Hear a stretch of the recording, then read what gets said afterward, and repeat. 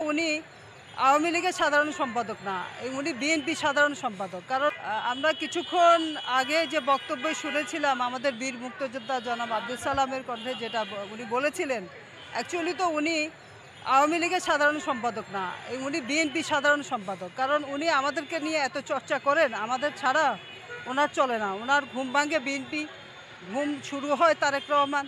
তাই আমাদের যে বিএনপি, যে গণতন্ত্র নেই, বিএনপি ছাড়া তো কোনো দলই নেই। বাংলাদেশ প্রথম স্বাধীনতার যে ঘোষণা দিয়েছেন সেটা কে দিয়েছেন? এই প্রশ্নে আর কিছু আসে না এখানে। আমাদের একজনই বিএনপির প্রধান প্রধান পৃষ্ঠপোষক, যিনি আমাদের প্রেসিডেন্ট জিয়াউর রহমান, যার হাত ধরে এ দেশ স্বাধীন হয়েছিল। সে সময় যদিও শেখ হাসিনা বলেন যে না, একজন জুনিয়র মেজর, কিন্তু জুনিয়র মেজর যেখানে সেই স্বাধীনতা ঘোষণা দিতে পারলেন, সিনিয়র নেতৃবৃন্দ যারা আছে, সে সময় অনেক সিনিয়র নেতৃবৃন্দ ছিলেন, সে সময় কেউ দিতে পারেননি। ইভেন শেখ মুজিব পর্যন্ত এই বক্তব্য দিতে পারেননি। কারণ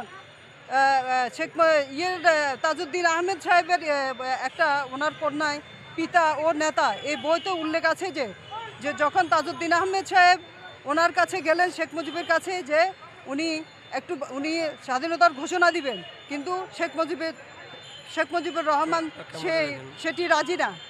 ওনার কথা হলো না, উনি দিবেন না, তাহলে উনি স্বৈরাচার হয়ে যাবেন, উনি পাকিস্তানি বাহিনী দ্বারা উনি গ্রেপ্তার হয়ে যাবেন। এ ভয়ে উনি সে বক্তব্য দেননি।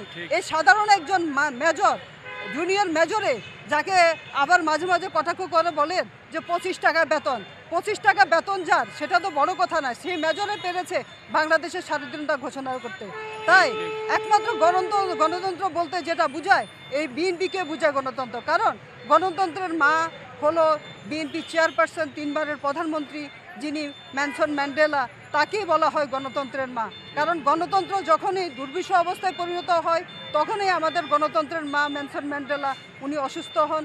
তাই একমাত্র গণতন্ত্র বলতে বিএনপিকে বোঝায়।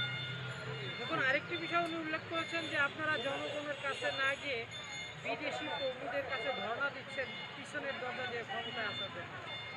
এটা সম্পূর্ণ মিথ্যা। কারণ হলো 5% সরকার, যে 5% নির্বাচনে 5% ভোটে যে সরকার নির্বাচিত হয়েছে, এটা তো কোনো নির্বাচন নয়। এটাকে ডামি ইয়ামি মামি নির্বাচন বলা হয়, স্বামীর নির্বাচন বলা হয়। তাই তাদের মুখে গণতন্ত্রের এটি শোভা পায় না। তাই বলা যায় এটি কোনো নির্বাচন না, এটি হলো স্বৈরতন্ত্র, যার মাধ্যমে আমরা কোনোভাবে গণতন্ত্রের মুখোশ দেখতে পাই না।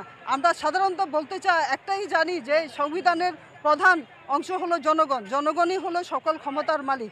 তাই যেখানে জনগণের ম্যান্ডেট নেই, সেখানে কোনো নির্বাচনও হয়নি। তাই এটিকে নির্বাচন বলা যাবে না, এটাকে সরকারও বলা যাবে না। এটা জোরপূর্বক একটা স্বৈরশাসন। আমাদের স্টেক হোল্ডাররা আছেন, মধ্যবর্তী নির্বাচন আমরা অ্যাকচুয়ালি সবাই চাই, একটা গণতান্ত্রিক নির্বাচন আমরা সবাই চাই, জনগণ চাই, সবাই চাই। তবে স্টেক হোল্ডার যারা আছেন, নীতি নির্ধারক, তারাই অ্যাকচুয়ালি সিদ্ধান্ত নেবেন নির্বাচনে অংশগ্রহণ করবে কিনা।